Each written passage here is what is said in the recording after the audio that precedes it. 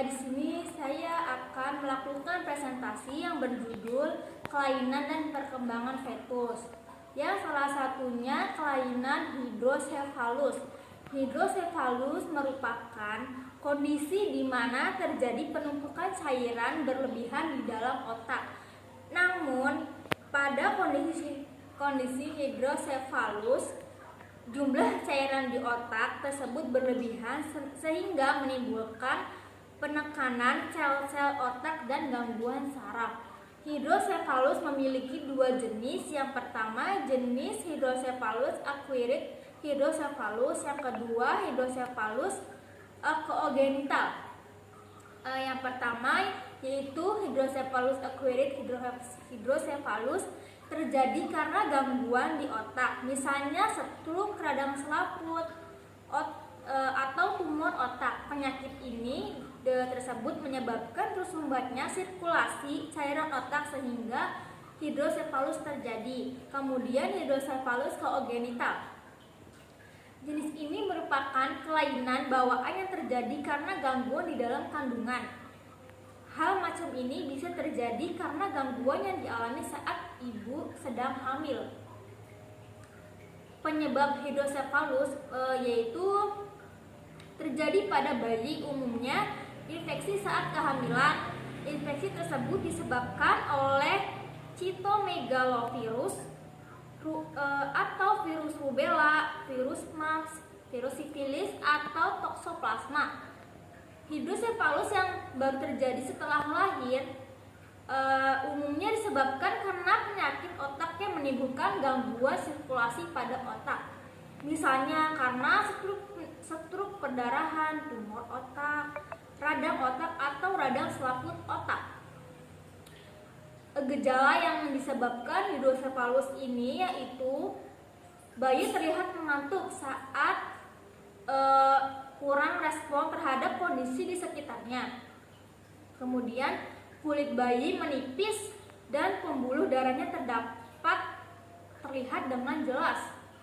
Kemudian napas tidak teratur atau berkurangnya napas pada saat dijanin. Kemudian kepala bayi terlihat lebih besar jika bertambah besar setiap saat dibandingkan anak seusianya. Kemudian bayi mengalami keterlambatan perkembangan, misalnya umur 6 tahun belum bisa tengkurap atau umur 9 tahun itu belum bisa duduk. Kemudian kaki dan tangan berkontraksi terus sehingga terlalu kaku dan sulit digerakkan. Ada pula pengobatan atau pencegahan hidrosefalus. Tujuan dari pengobatan ini yaitu untuk memperbaiki aliran cairan di dalam otak. Dengan begitu cairan otak tidak lagi menumpuk di otak dan tidak menimbulkan penekanan pada jaringan otak. Yang diantaranya pengobatan menggunakan SNAT, yaitu SNAT adalah tindakan memasukkan catheter atau selang kecil ke dalam otak untuk mengalirkan kelebihan cairan otak ke bagian tubuh yang lainnya seperti perut atau jantung.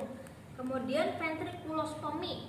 Apa itu ventriculostomy? Yaitu tindakan membuat lubang di antara ruang-ruang dalam otak. Tujuannya supaya cairan otak dapat tersebar secara merata di seluruh bagian otak dan tidak menumpuk atau di satu lokasi tertentu. Yang terakhir yaitu pencegahan. Pencegahannya yaitu merupakan dimulai sejak saat kehamilan. Ibu hamil harus melakukan kontrol berkala agar tidak ada infeksi pada virus. Jadi setiap hamil itu kita harus kontrol ke dokter atau bidan untuk mencegah terjadinya hidrosefalus yang menyebabkan bayi itu menumpuk cairan pada otaknya. Sekian, terima kasih. Bismillahirrahmanirrahim. Assalamualaikum warahmatullahi wabarakatuh. Saya Rani Rahmawati. Saya akan mempresentasikan materi mengenai gastrokisis. Gastrokisis merupakan cacat lahir pada dinding perut bayi di mana usus keluar melalui lubang di sisi pusar. Nah, kondisi ini terjadi karena tidak sempurnanya pembentukan dinding otot bayi pada saat masih dalam kandungan. Adapun penyebab lainnya yakni kehamilan saat remaja, makanan dan minuman yang dikonsumsi ibu hamil tidak sesuai dengan anjuran dokter, merokok dan mengkonsumsi alkohol, pengaruh lingkungan di sekitar, dan penggunaan obat-obatan selama hamil. Adapun pengobatannya yakni jalan satu-satunya dengan cara operasi, yakni bertujuan untuk mengembalikan perut yang terbuai dan melakukan tindakan penutupan perut. Nah, selama operasi berlangsung, bayi diberikan cairan infusan maksudnya agar bayi tidak mengalami dehidrasi. Adapun cara pencegahan penyakit gastrokisis ini bisa dideteksi sejak bayi masih di dalam kandungan, sehingga ibu hamil bisa mempersiapkan diri lebih baik untuk melahirkan anaknya. Terima kasih. Assalamualaikum warahmatullahi wabarakatuh. Perkenalkan, nama saya Robiah. Di sini saya akan menjelaskan apa itu kembar siam. Kembar siam adalah kelainan di mana bayi kembar dengan salah satu tubuh atau beberapa bagian tubuh yang menempel atau terhubung satu sama lain. Kondisi kembar siam terjadi ketika pembelahan janin kembar monozigot terlambat dengan kurun waktu 8 sampai 12 jenis kembar siam yaitu 1. Thoracophagus. Kembar siam ini terjadi ketika dada bayi saling menempel. Yang kedua, Omphalophagus. Kembar siam ini terjadi ketika perut kedua bayi menempel. Yang ketiga, Pygophagus. Kembar siam ini terjadi ketika punggung bawah dan bokong bayi menempel. Yang keempat ada Craniophagus, kondisi di mana kepala bayi saling menempel. Dan yang terakhir yaitu Cephalophagus. Kembar siam ini di mana wajah bayi saling menempel. Hipotiroid kongenital merupakan keadaan menurun atau tidak berfungsinya kelenjar tiroid. Hormon tiroid sendiri berfungsi bagi pertumbuhan dan perkembangan si bayi hingga bertambah usianya, di mana kelenjar tiroid sendiri akan menghasilkan hormon tiroid yang berfungsi sebagai pengatur metabolisme tubuh, kerja jantung, perkembangan susunan syaraf pusat, dan produksi panas tubuh.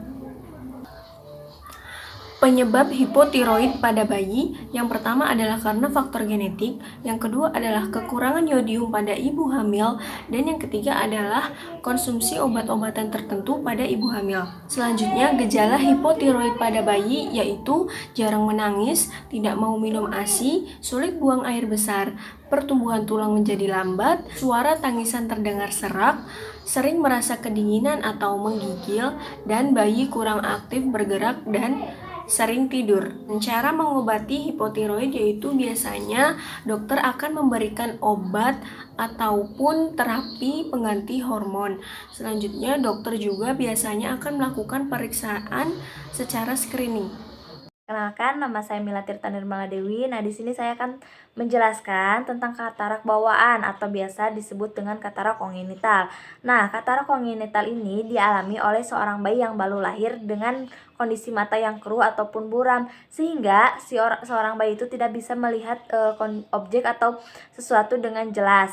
Nah, biasanya katarak ini atau katarak bawaan kongenital ini jika di katarak baru muncul dalam kurun waktu 12 bulan setelah lahir, maka disebut dengan katarak bayi atau katarak infantil. Nah, apa sih gejala katarak? Nah, gejala-gejala katarak ini diantaranya itu penglihatan kabur, penurunan penglihatan sampai kehilangan penglihatan total, terus pandangan ganda atau melihat dua gambar dari suatu objek yang sama. Terus yang keempat yaitu cahaya lampu tampak terlalu terang. Nah, selanjutnya untuk mencegah katarak atau kongenital ini, ibu-ibu bisa memeriksa kehamilan rutin untuk mencegah penyakit kehamilan yang dapat menyebabkan bayi mengalami katarak. Terus yang kedua itu pemeriksaan mata bayi secara rutin agar dapat segera diketahui jika terdapat gejala katarak. Nah, selanjutnya itu pemeriksaan dan penanganan terhadap penyakit lain pada bayi yang dapat menyebabkan katarak. Nah, apa sih penyebab katarak? Nah, penyebab kataraknya itu diantaranya itu adalah keturunan. Nah, Masalah pada pembentukan protein dapat dikarenakan adanya infeksi dan perubahan DNA atau kode genetik yang diturunkan dari orang tua ke anaknya. Terus infeksi. Nah, infeksi salah satunya adalah infeksi saat hamil juga. Dapat disebabkan oleh rubeolo atau cacar air. Nah, ketiga yaitu reaksi obat-obat. Contohnya yaitu antibiotik tetrasiklin yang digunakan untuk mengobati infeksi pada wanita hamil. Nah, cara mengobatinya itu bagaimana? Nah, dengan cara obat-obatan yang ditunjukkan untuk mencegah mata katarak. Nah, terus yang kedua yaitu operasi. Nah, tidak semua katarak yang perlu dilakukan operasi. Katarak yang signifikan yaitu yang biasanya terletak di area penglihatan atau visual, terutama yang di tengah